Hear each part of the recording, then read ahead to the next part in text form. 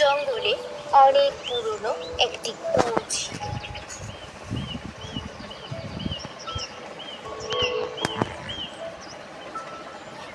সেই কুয়োতে অনেকগুলো ব্যাঙ থাকত। তাদের মধ্যে একটি ব্যাঙের নাম ছিল চিকু। কুয়োতে থাকা বাকি ব্যাঙগুলো চিকুকে বিনা কারণে রাগাতো ও তাকে নিয়ে সবসময় মজা করত। কিরে চিকু, দিন দিন তো শুকিয়ে পাটগাছের মতো হয়ে যাচ্ছিস, একটু ভালো মন্দ খা। তুই আর কি খাবে? সারাদিন তো শুধু ঘুমিয়ে ঘুমিয়ে দিন কাটায়। তোরা আমাকে নিয়ে খুব হাসাহাসি করছিস, তাই না? তোদের সবাইকে দেখে নেব, দাঁড়া। চিকু রেগে গিয়ে সেখান থেকে চলে যায়।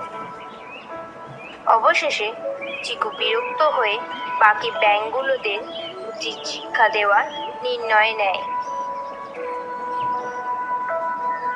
সবার আগে এই কুয়ো থেকে বেরিয়ে একটা শক্তিশালী প্রাণীকে আমার বন্ধু বানাবো। তারপর তার সাহায্যে তাদের সবাইকে শাস্তি দেব যারা আমার শত্রু। চিকু কুয়ো থেকে বেরিয়ে শক্তিশালী প্রাণীর অপেক্ষা করছিল।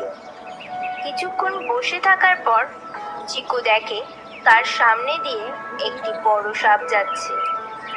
সাপটিকে দেখে চিকু ভাবলো যে এই সাপটা তো আমার সব শত্রুকে শেষ করে দেবে।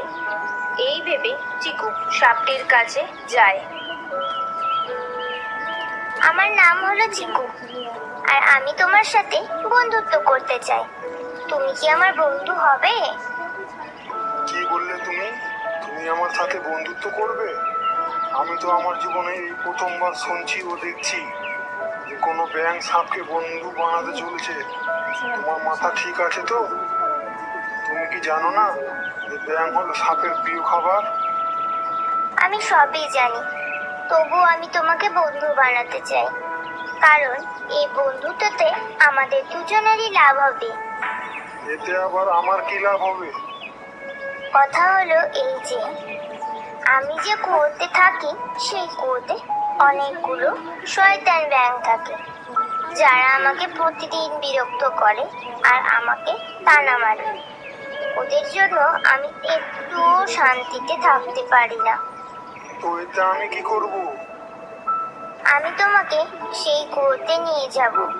এতে তুমি তোমার সুস্বাদু খাবারও পেয়ে যাবে আর আমার শত্রুগুলো মরে যাবে। বাহ, এটা তো ভালোই হবে। তুমি শুধু আমাকে কুয়োতে যাওয়ার রাস্তা বলে দাও, বাকি আমি সব দেখে নেব। ঠিক আছে, আমি তোমাকে কুয়োতে যাওয়ার সহজ রাস্তা বলে দেব, যেখান দিয়ে তুমি কোনো সমস্যা ছাড়াই কুয়োর নিচে পৌঁছে যাবে। কিন্তু মনে থাকে যেন কুয়োর নিচে শত্রুর সাথে আমার পরিবারও থাকে।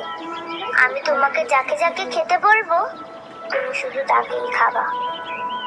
চিকুর কথা শুনে সাপ মনে মনে ভাবে, তুই শুধু আমাকে একবার নিয়ে তো চল, আমি সবাইকে বেছে বেছে খাবো, কাউকে ছাড়বো না।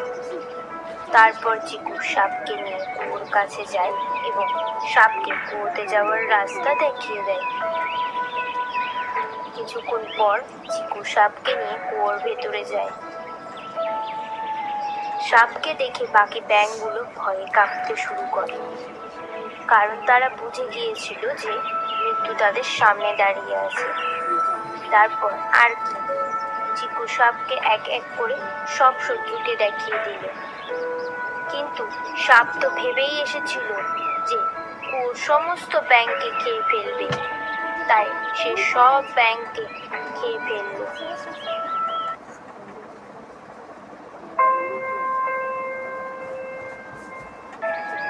বন্ধু, তুমি এটা কি করলে? আমি শুধু তোমাকে আমার শত্রুদের খেতে বলেছিলাম, কিন্তু তুমি তো আমার পরিবারদেরও খেয়ে নিয়েছো। এটা তো তুমি ঠিক করলে না। আমি কি ঠিক করলাম আর না করলাম সেটা আমি বুঝবো। তুই আমাকে বেশি শেখাতে আসিস না। তুই আমার জন্য আরো খাবারের ব্যবস্থা কর, না তো এবার আমি তোকে আমার পেটের ভেতরে ঢোকাবো। চিকু বুঝে যায় যে তারও জীবন এবার বিপদে আছে, তাই সে নিজের জান বাঁচাবার জন্য সাপকে বলে, ঠিক আছে, আমি তোমার খাবার এনে দেব, কিন্তু আমাকে তো কুয়োর বাইরে যেতে হবে। কেন কুয়োর বাইরে যাবি তুই? তোমার মাথায় কি একটুও বুদ্ধি নাই? আমি বাইরে না গেলে খাবার আনবো কিভাবে? কুয়োর সব ব্যাঙকে তো তুমি খেয়েই ফেলেছো, তাহলে আমি তোমার জন্য বাইরে না গেলে কিভাবে খাবার নিয়ে আসবো? হুম? আমি বাইরে গিয়ে অন্য কোনো কুয়োতে গিয়ে তাদের সাথে বন্ধুত্ব করব। তারপর তাদেরকে ফুসলে ফাসলে তোমার কাছে নিয়ে আসবো। কিন্তু তুই যদি ফিরে না আসিস, তখন আমি তোকে কোথায় খুঁজে বেড়াবো? তাই জন্য আমিও তোর সাথে যাব। আরে আরে, তুমি কি পাগল নাকি? তুমি আমার সাথে থাকলে কেউ আমার সাথে বন্ধুত্ব করবে? করবে না। তাই তুমি এখানেই থাকো, আমি তোমার জন্য খাবার নিয়ে আসছি। এই বলে চিকু কোনো রকমে কুয়ো থেকে বাইরে বেরিয়ে আসে।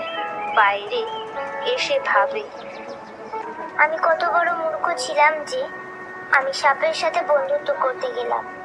আজকে আমি যদি এই ভুলটা না করতাম, তাহলে এখন আমার পরিবার আমার সাথে থাকতো। এই কাহিনী থেকে এটাই শিক্ষা মেলে যে বন্ধুরা, যে কোনো কাজ করবার আগে 100 বার ভেবে নেওয়া উচিত, নয়তো চিকুর মতন অবস্থা আমার বা তোমারও সাথেও হতে পারে। ভিডিওটি ভালো লাগলে অবশ্যই লাইক অ্যান্ড সাবস্ক্রাইব করে দিও বন্ধুরা।